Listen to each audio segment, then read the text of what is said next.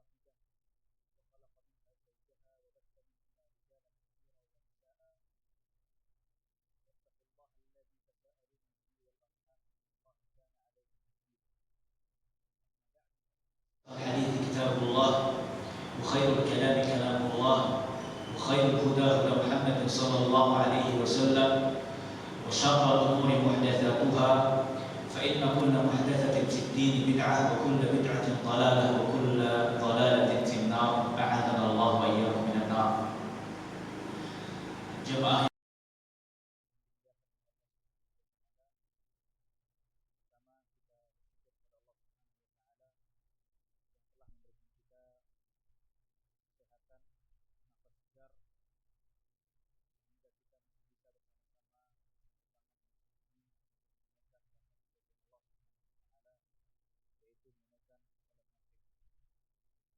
Jamaah rahimahullah, setiap manusia akan menghadapi akhir dalam kehidupan. Jika dia menjalani hidupnya, dihabiskan umurnya untuk menunaikan banyak hal. Di antaranya adalah terkadang dia menghabiskan hidupnya untuk pendidikan. Ada juga menghabiskan hidupnya untuk pekerjaan. Ada juga yang menyibukkan dirinya untuk profesi yang dia senangi.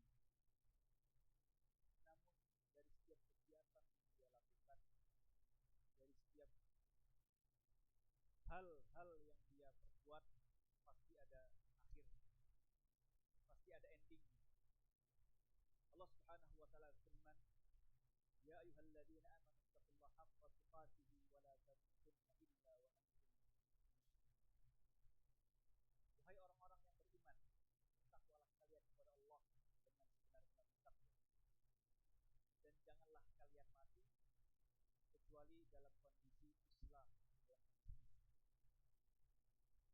Kita banyak melakukan kegiatan dalam hidup kita, mengisi rongga-rongga hidup kita, tapi banyak di antara kita lalai bahwasanya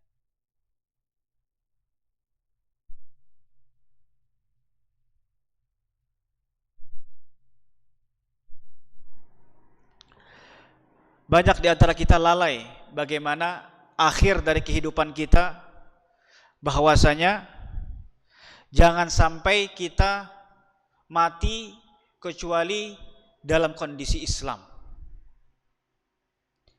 Sehingga Allah Subhanahu wa taala firman dalam surah Ali Imran ayat 102, "Wala tamutunna illa wa antum muslimun."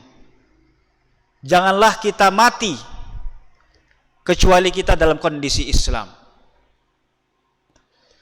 Maka jamaah rahimakumullah, tentu saja jikalau kita menginginkan akhir hayat kita adalah akhir hayat yang baik, kita menjadi orang muslim, maka kita harus menyibukkan hari-hari kita setidaknya melakukan amalan-amalan kebaikan.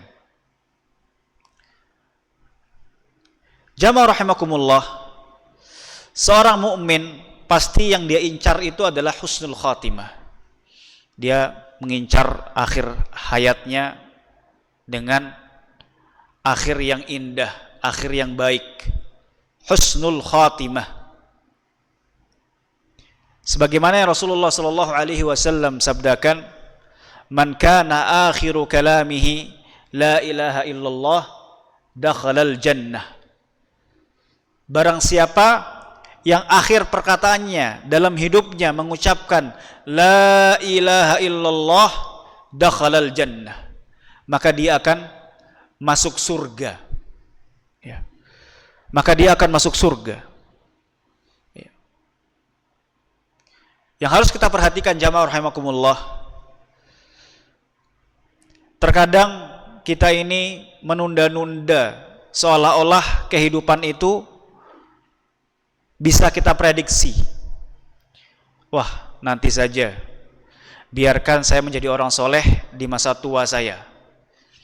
Biarkan saya menjadi orang baik nanti setelah saya puas. Biarkan saya nanti mencoba dulu semua hal yang ada di dunia ini. Nanti kalau saya sudah capek, baru saya menjadi orang yang soleh. Dia lupa bahwasanya tidak ada yang bisa mengetahui kapan dia akan meninggal. Baghtah. Kematian itu akan datang baghtatan wa antum la tash'urun, kata Allah Subhanahu wa taala. Meninggal itu datang dengan tiba-tiba dan kalian tidak akan merasakannya, tidak akan menyadarinya. Siapa yang sadar bahwasanya kita akan selamat? Siapa yang sadar bahwasanya kita nanti keluar dari rumah kita yang menggunakan kancing baju kita, ketika kita kembali, yang membuka kancing itu adalah bukan kita, tapi orang-orang yang ingin memandikan jenazah kita. Maka jamaah rahimakumullah, kita usahakan akhir hayat kita haruslah mengucapkan la ilaha illallah. Jangan sampai akhir hayat kita itu mengucapkan ucapan yang lain. Karena akhir hayat itu tidak bisa dibohongi, jamaah rahimakumullah. Itu sesuai dengan kebiasaan dia di masa mudanya atau di masa akhir hayatnya. Ada orang yang menunda-nunda dalam bertaubat. Pada kehidupannya selalu dengar hal-hal yang diharamkan oleh Allah Subhanahu wa taala. Selalu bermaksiat pada Allah Subhanahu wa taala. Sehingga pada akhir hayatnya ketika dia diminta untuk mengucapkan la ilaha illallah, dia malah bernyanyi. Ada. Dulu di belakang pondok pesantren kami, itu termasuk jalan besar, jalan utama. Ada kecelakaan yang mengakibatkan pengendaranya itu tertepar di pinggir jalan dengan banyak darah. Itu santri-santri pada ngumpul ke sana, pada melihat. Masih muda anaknya. Dia sepertinya sudah sakaratul maut. Ada salah satu ikhwah membimbing dia untuk mengucapkan la ilaha illallah. Ucapkan la ilaha illallah, ucapkan la ilaha, karena dia sudah seperti sekarat, sakaratul maut, tidak bisa bergerak. Ternyata dia malah melantunkan nyanyian. Waktu itu kalau nggak salah saya ingat, ada apa denganmu, ada apa denganmu, ada apa denganmu. Kita sebagai orang-orang yang di sekitar situ sedih. Yang harusnya dia mengucapkan la ilaha illallah, la ilaha illallah, justru dia ucapkan adalah nyanyian-nyanyian. Kenapa hal ini bisa terjadi? Karena dia betul-betul dalam hidupnya dihabiskan untuk hal-hal yang tidak bermanfaat. Allah Subhanahu wa taala tidak meminta kita untuk 24 jam zikir, untuk 24 jam sholat, enggak. Allah juga tidak memerintahkan kita untuk setiap hari puasa, tidak. Allah juga tidak memerintahkan kita untuk berzakat atas semua harta kita. Allah hanya minta berapa waktu dalam sehari. Allah hanya minta 1 bulan dalam 12 bulan, berapa persen itu? Allah tidak mewajibkan kita sholat sunnah. Allah tidak mewajibkan kita zikir 24 jam. Tapi ada di luar sana yang bahkan tidak menggunakan sedikit pun waktunya untuk mengingat Allah Subhanahu wa taala.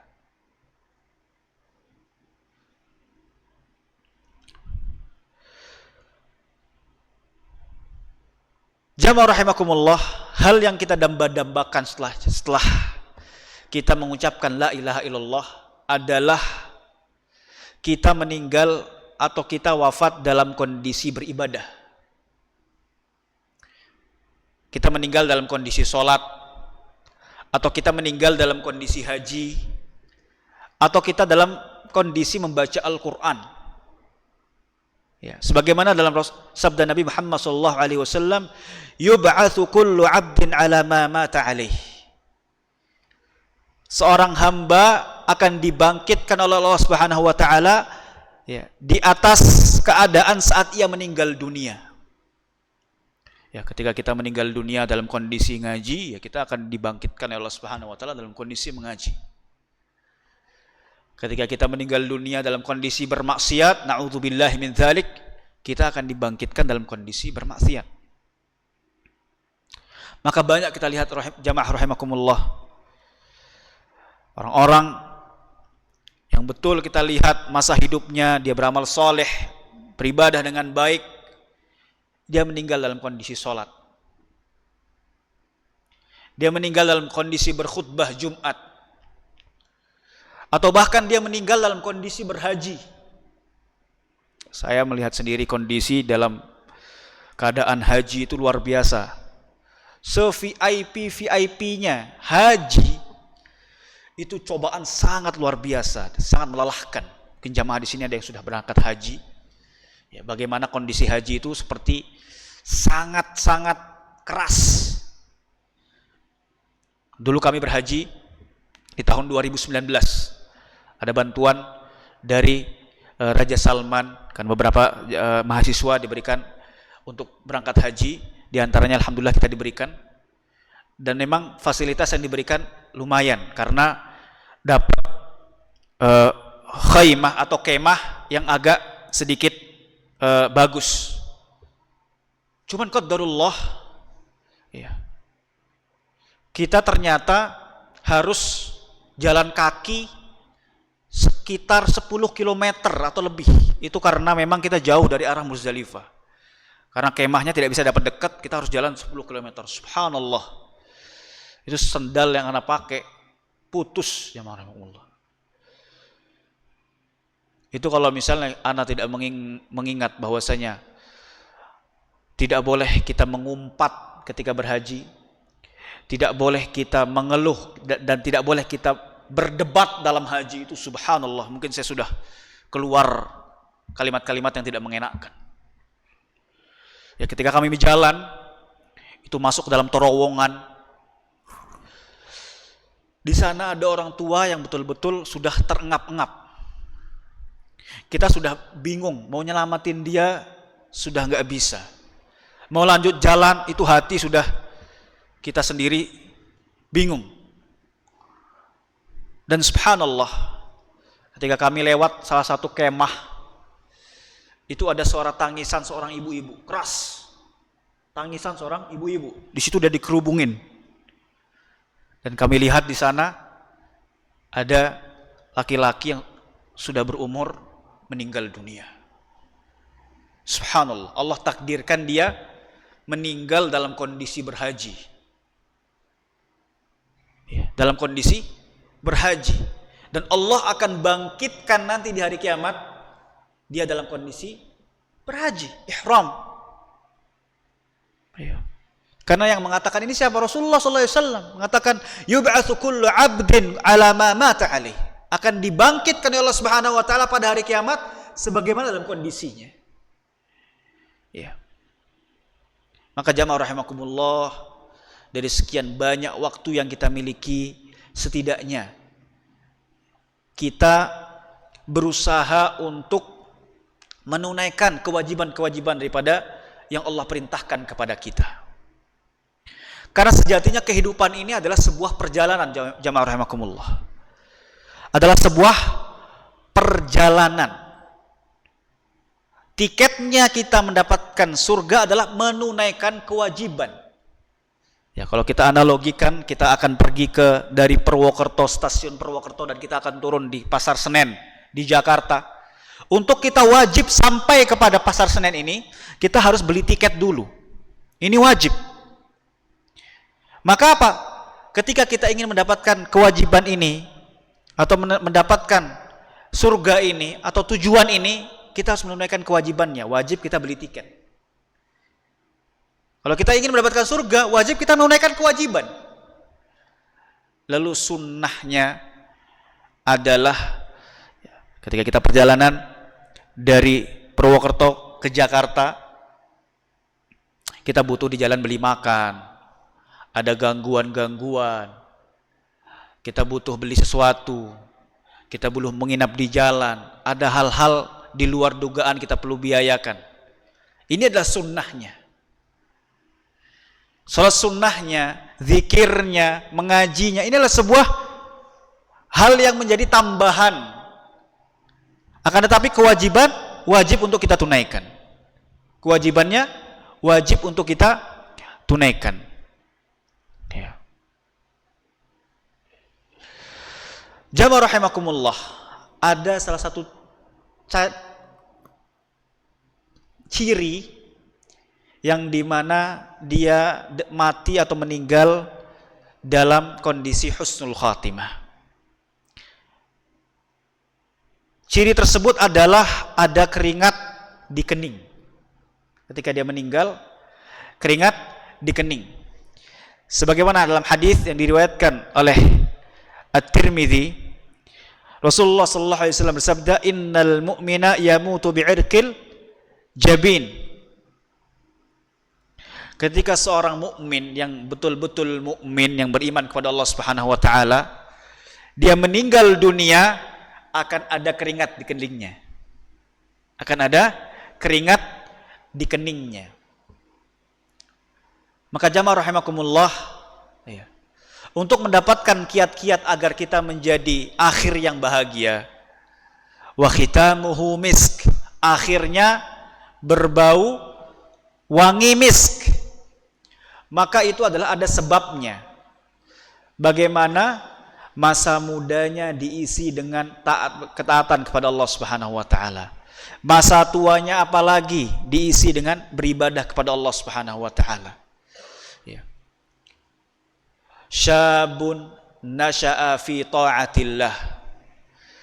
Seorang pemuda yang dia tumbuh, nasha'a dalam bahasa Arab itu artinya tumbuh, yang menemani pertumbuhan dia. Mungkin kita punya sahabat ya, yang mana anak muda ini, mungkin kita punya sahabat. Saya juga punya sahabat yang menemani kita dari umur 18 sampai umur 30 atau bahkan lebih. Tumbuh, nasya'a fi ta'atillah. Tapi teman ini yang menemani tumbuhnya kita ini adalah yang mengingatkan kita terhadap ketakwaan kepada Allah Subhanahu wa taala. Yang mengingatkan kita kepada ketaatan kepada Allah Subhanahu wa taala, maka Allah akan berikan dia naungan yauman la dhilla illa dhilluhu, yang dimana pada hari kiamat itu tidak ada naungan kecuali naungan Allah Subhanahu wa taala. Maka jamaah rahimakumullah, ya, kita harus pandai-pandai, terutama anak-anak muda ya, untuk membuat circle pertemanan yang baik dan sehat. Ya. Kita sebagai orang tua juga untuk menjadikan kita anak-anak yang soleh adalah mencarikan atau menempatkan anak kita di lingkungan yang baik. Ya. Yang anak muda mencari lingkungan yang baik, yang seorang ayah dia membantu anaknya untuk mendapatkan tempat yang baik. Ya. Itu salah satu kiat. Kalau sudah tidak sanggup melihat anak-anaknya bermain di kota dengan permainan, dengan pergaulan yang begitu bebas, dipondokkan bisa. Kalau sudah tidak bisa diingatkan, ya, dicoba dengan banyak hal.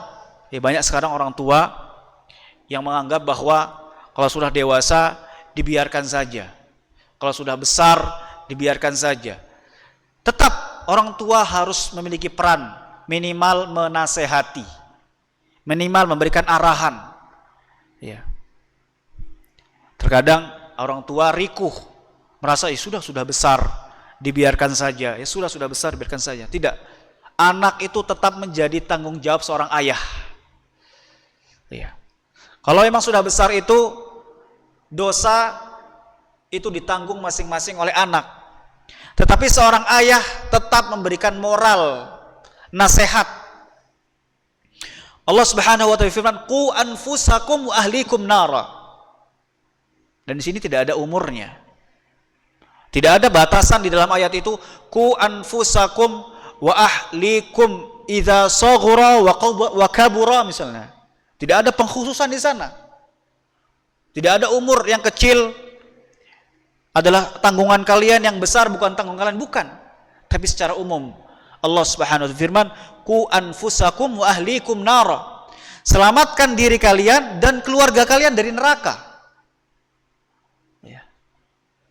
Maka kita beri nasihat anak kita. Kita beri nasihat orang-orang sekitar kita, keluarga kita.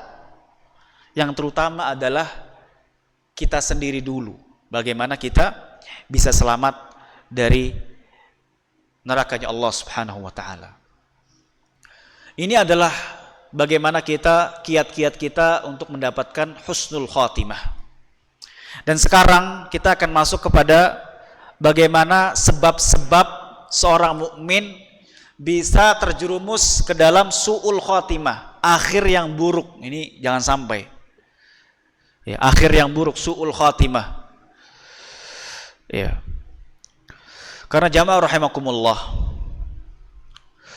Nabi Muhammad SAW pernah menggambarkan seorang pemuda, dijadikan permisalan oleh Rasulullah SAW. Ada seorang pemuda ahli ibadah, semasa hidupnya ahli ibadah. Ibadah, sholat malam, taat ya, terhadap perintah-perintah agama. Ya. Masya Allah. Ya. Gelap yang sebentar. Ya. Taat terhadap Allah Subhanahu wa taala. Hatta yakunu al-jannata bainahu wa bainaha zira'. Jadi seakan bahkan saking dekatnya dia dengan surga itu ya adalah sehasta. Ini orang pemuda, dia beri amal soleh, tapi dia itu sudah saking dekatnya dengan surga, tinggal satu hasta saja. Tapi di akhirnya dia tiba-tiba bermaksiat kepada Allah, yang melakukan keburukan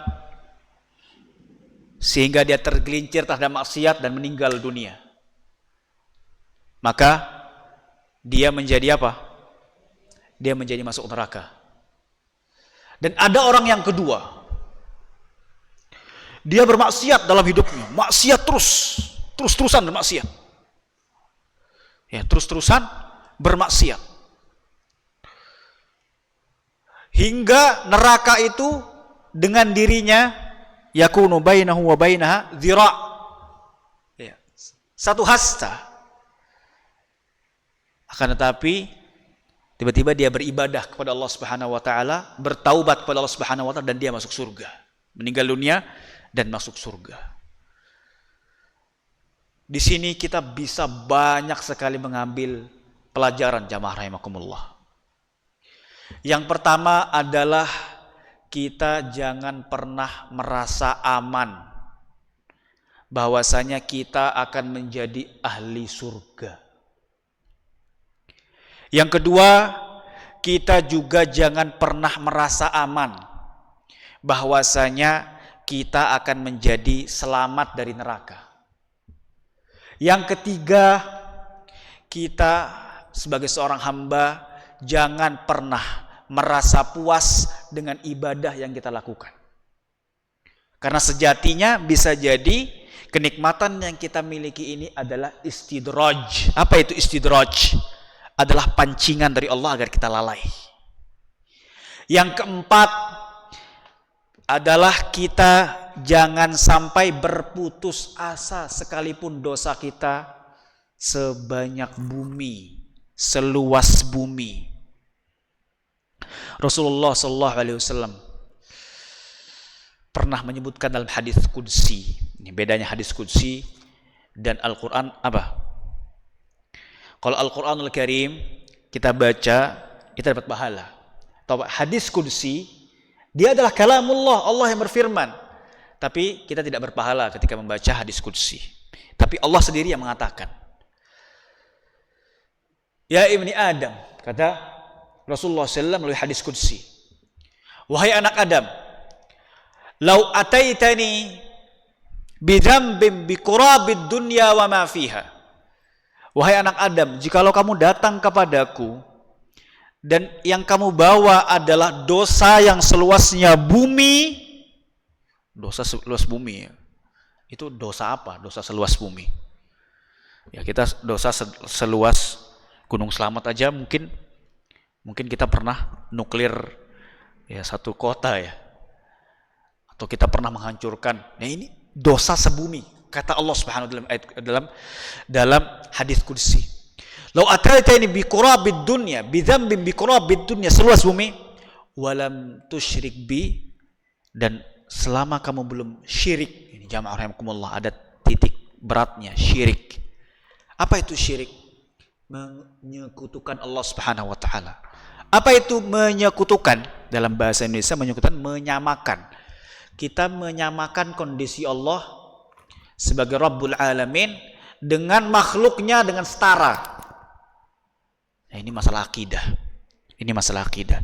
Selama kita datang kepada Allah tapi tidak pernah berbuat syirik, dan kita meminta ampun kepada Allah Subhanahu wa taala, la astaghfiruka, la aghfirannaka, maka kata Allah Subhanahu wa taala, maka aku akan mengampunimu. Ya. Maka banyak hadis-hadis, ayat-ayat yang menyebutkan kita agar kita tidak menjadi hamba yang berputus asa. Ini dosanya seluas bumi, jamaah. Bagaimana dosa kita yang mungkin ya tidak begitu besar, tapi syaitan selalu memberikan hembusan angin. Kamu sudah banyak dosa, gak usah sok suci, gak usah masuk masjid. Ya. Berapa orang menjadi tokoh besar di dalam Islam yang dulunya mereka memiliki masa lalu yang kelam. Termasuk diantaranya adalah Umar bin Khattab radhiyallahu taala anhu. Begitu sangat benci Rasulullah. Setiap hari minum minuman keras. Bahkan ketika masuk Islamnya pun ingin membunuh Rasulullah sallallahu alaihi wasallam. Tapi dengan gigihnya dia membaca Al-Quran.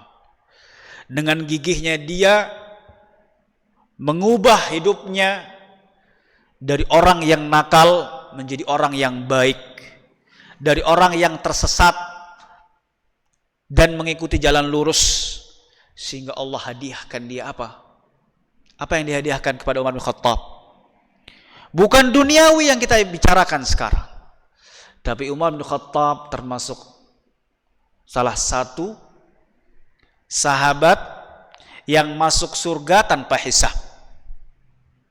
Ini membuktikan bahwa senakal-nakalnya kita, seburuk-buruknya perilaku kita, sebejat-bejatnya kita, masih ada celah kecil yang kita harapkan agar kita menjadi orang yang baik. Selama kita bersungguh-sungguh, Allah akan beri kita kemuliaan di sisi Allah Subhanahu wa taala. Islam tidak pernah melihat warna kulit. Islam tidak pernah melihat ras. Karena Islam mengangkat Bilal bin Rabah, orang hitam, yang dimana dia adalah sebagai budak waktu itu, dijadikan muadzin oleh Nabi kita Nabi Muhammad SAW. Dan tidak pernah memilih bangsa ras ini, warna kulit ini, yang kaya. Nabi Muhammad SAW tidak pernah melihat itu. Yang dilihat adalah man amana billahi wa rasulihi, barang siapa yang beriman kepada Allah Subhanahu wa taala dan rasulnya. Jamaah rahimakumullah. Maka banyak dari para sahabat Nabi Muhammad SAW memiliki akhir hidup yang manis. Akhir hidupnya yang manis. Ditandai dengan apa? Bahwasanya di akhir hidupnya dia mengakhiri dengan beribadah kepada Allah Subhanahu wa taala. Di antaranya adalah Utsman bin Affan radhiyallahu anhu. Beliau radhiyallahu anhu syahid dalam keadaan membaca Al-Qur'anul Karim. Wafat dalam keadaan sedang membaca Al-Qur'an di rumahnya. Ketika para pemberontak ingin menyerang Utsman bin Affan, Dan ketika itu dia sedang membaca Al-Quran. Tepat di atas ayat ketika Utsman bin Affan membaca fasayakfikahumullah wa huwas samiul alim, yang artinya maka Allah akan mencukupimu, melindungimu dari mereka, dan dia maha mendengar lagi maha mengetahui. Disitulah Utsman bin Affan dibantai dan meninggal dunia. Karena wafat dalam keadaan membaca Al-Quran adalah husnul khatimah. Orang yang ketika istiqamah dalam hidupnya membaca Al-Quran, beribadah kepada Allah Subhanahu wa ta'ala, maka dia akan mendapatkan akhir yang baik. Ya. Lalu yang kedua adalah Bilal bin Rabah. Bilal bin Rabah meninggalnya tersenyum. Ya. Dalam menjelang wafat, istrinya menangis, yang diriwayatkan oleh istrinya, betapa sedihnya aku melihat suamiku Bilal bin Rabah meninggal dunia. Dan dia melihat Bilal bin Rabah dalam kondisi tersenyum. Bilal bin Rabah adalah orang yang sangat merindukan Rasulullah SAW pasca meninggalnya. Ya. Kalau orang sekarang bilang gamon, gagal move on. Ya. Ketika meninggal Rasulullah SAW, Bilal bin Rabah ya, tidak bisa beraktivitas sebagaimana sedia kala. Sangat sedih. Sehingga diriwayatkan ketika dia meninggal tersenyum karena akan bertemu dengan Rasulullah SAW. Lalu jamaah rahimakumullah, ada kisah yang menarik dari Al-Imam Ahmad bin Hanbal. Dia yang pernah mengatakan talabul ilmi minal mahdi ilal lahdi, adalah ungkapan yang sangat terkenal yang diucapkan sampai saat ini oleh para penuntut ilmu. Bahkan kadang di pondok-pondok pesantren itu ucapan Imam Ahmad bin Hanbal ini ditempel di tembok-tembok atau di gerbang yang bertuliskan talabul ilmi minal mahdi ilal lahdi. Belajar atau menuntut ilmu itu dari timangan ibu sampai masuk ke dalam liang lahat. Kapan beliau mengucapkan ucapan ini? Al-Imam Ahmad bin Hanbal mengucapkan kalimat ini ketika Imam Ahmad berangkat mengaji. Ya, berangkat mengikuti kajian seorang imam. Yang di mana dia itu sudah mengarang puluhan buku. Jadi kalau kita ya pergi ke perpustakaan atau kita pergi ke kita pergi ke tempat jual buku di Arab misalnya, itu bukunya Imam Ahmad itu kayak kita lihat ujung ke ujung tangan nggak cukup nih. Tulisannya Musnad Imam Ahmad. Sanad-sanad atau buku yang memiliki sanad yang dikarang oleh Al-Imam Ahmad bin Hanbal segini besarnya.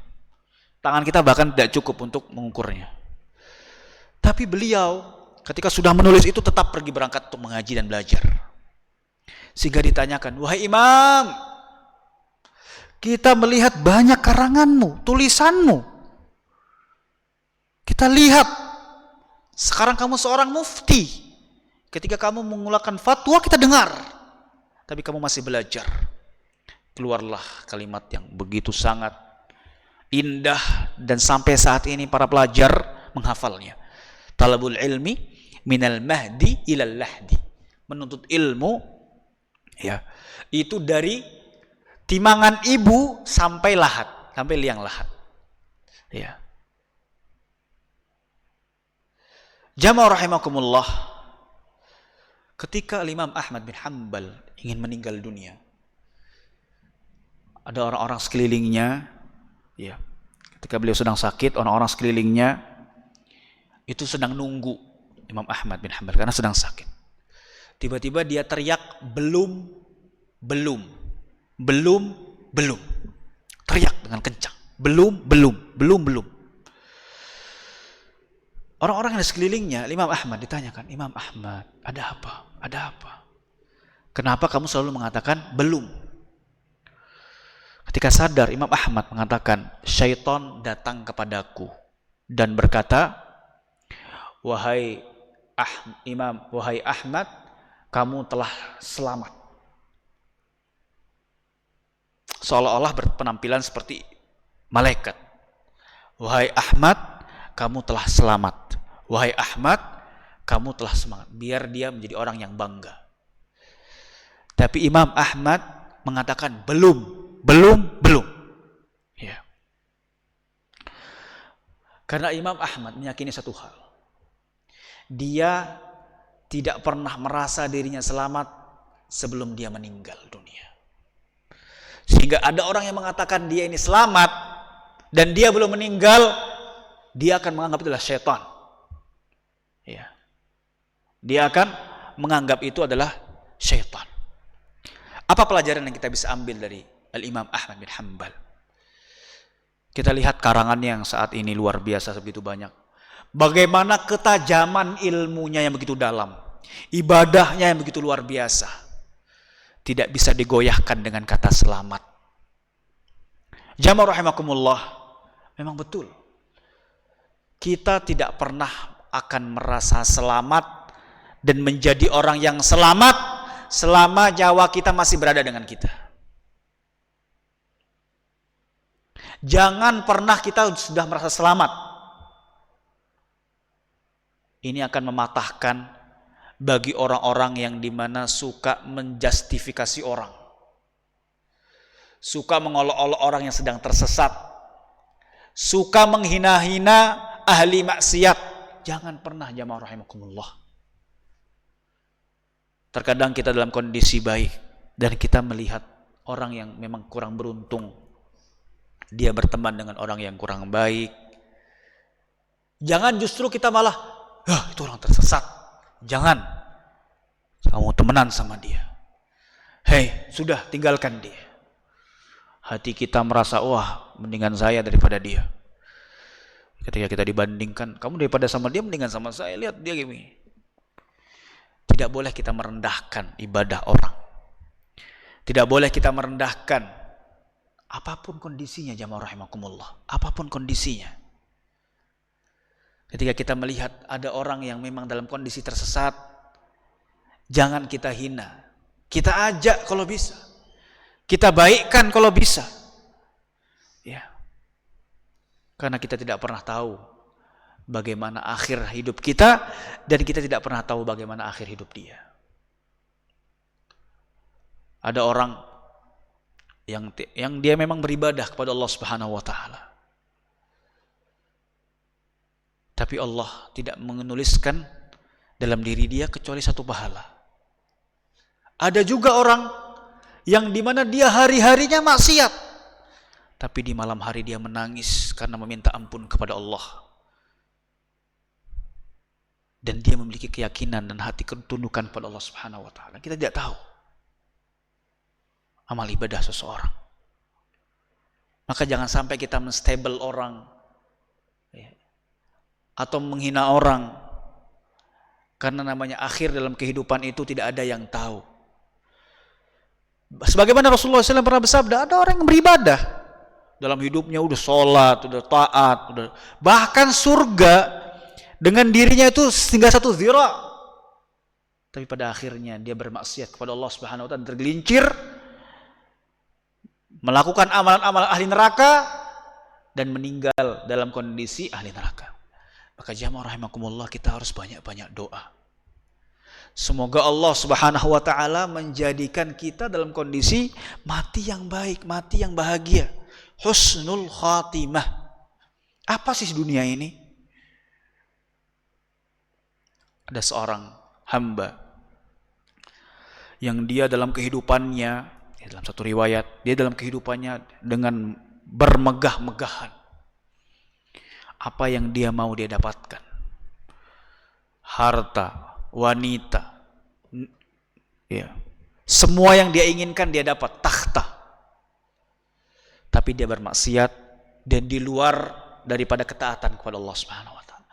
Di hari akhir nanti Allah akan masukkan dia ke dalam neraka 1 detik. Ya, tadinya dia sumringah, senang di dunia, luar biasa, saya udah punya semua nih. Semua nih di bawah saya. Ya. Crazy rich. Tapi apa? Enggak taat sama Allah. Dia akan dicoba, ya. Dia akan diuji coba 1 detik sama Allah Subhanahu wa taala di neraka. Dia akan dinaikkan lagi, diangkat lagi. Mukanya udah berubah masam. Dan akan ditanya oleh Allah Subhanahu wa taala, apa yang kamu rasakan? Kata dia apa? Tidak ada satu kebahagiaan pun yang saya rasakan, ya Allah. Nyesal luar biasa, ya. Dia ingin dibangkitkan kembali menjadi manusia dan akan mengulang, tidak mau seperti itu. Ada orang di dunia ini hidupnya sangat nelangsa, susah. Ya. Susah.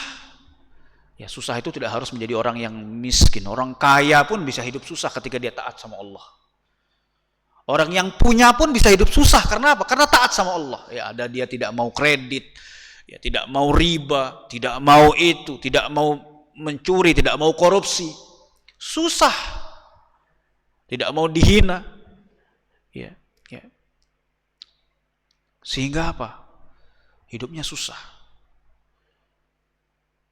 Tidak memiliki apapun di muka bumi ini. Berat. Lalu Allah akan masukkan dia di akhir nanti 1 detik di surga. Yang tadinya mukanya mesem, sulit, dimasukkan ke dalam surga 1 detik dan diangkat kembali. Bagaimana rasanya? Mukanya sudah berubah menjadi muka yang senang, bahagia. Baru 1 detik, jamaah rahimakumullah. Dan dia merasa bahagia. Apa yang dia katakan? Semua penderitaan saya di muka bumi ini tidak ada yang saya rasakan kembali. Hilang. Jannatun tajri min tahtihal anhar. Khalidina fiha. Surga yang dimana di bawahnya ada aliran sungai, yang dimana di sana adalah pohon-pohon, kebun-kebun yang indah, dan dia akan abadi di sana. Dan dia akan abadi di sana. Tentu saja yang kita inginkan bukan kelancaran di akhirat saja, di dunia saja. Rasulullah SAW selalu berdoa, Rabbana atina fid dunya hasanah wa fil akhirati hasanah wa qina adzabannar. Bukan akhirah saja, dunia juga hasanah. Ya memang, ya. Kita jangan sampai, saya pengenlah menjadi orang seperti itu, hidupnya di dunia susah, nanti di akhirat baik. Bukan begitu rumusnya, jamaah rahimakumullah. Ya, sebagaimana disebutkan, la tatamannau liqa'al adu fa idza laqaitumuhu fasbiru. Jangan kita itu berharap bertemu musuh. Jangan kita itu berharap bertemu, susahkan saya Allah. Ya, saya pengen kayak dia aja. Jangan. Kita harus berharap dunia ini tetap baik juga. Fa idza laqaitumuhu fasbiru. Jikalau kita bertemu dengan musibah baru kita sabar. Berusaha kita dulu. Kita usahakan kehidupan dunia kita baik. Kita rapikan manajemen waktu kita. Kita jadikan hidup kita menjadi hidup yang lebih berkualitas. Kita berharap mendapatkan surganya Allah Subhanahu wa taala. Sehingga kita mendapatkan predikat fid dunya hasanah wa fil akhirati hasanah. Dan terakhir apa? Wa qina adzabannar. Maka jamaah rahimakumullah, jangan sampai kita berputus asa. Masih ada waktu-waktu yang tersisa untuk kita memperbaiki kualitas hidup kita. Jangan sampai kita mengikuti hal-hal yang dimana tidak bermanfaat dan tidak berfaedah bagi diri kita. Kita harus memberikan nutrisi-nutrisi bagi hidup kita untuk memberikan kebaikan dalam hidup kita. Semoga Allah Subhanahu wa taala memberikan kita kelancaran akhir hidup yang baik. Ini yang penting. Husnul khatimah. Apapun ibadah yang kita lakukan saat ini, sesoleh apapun kita saat ini, atau seburuk apapun kita, semaksiat, ya, sependosa apapun hari ini, apapun kondisinya kita hari ini, semoga Allah Subhanahu wa taala tetap menjadikan akhir hayat kita adalah akhir yang husnul khatimah. Aqulu qawli hadza naktafi bidu'a kafaratul majlis. Subhanakallahumma bihamdika asyhadu an la ilaha illa anta astaghfiruka wa atubu ilaik. Assalamualaikum warahmatullahi wabarakatuh.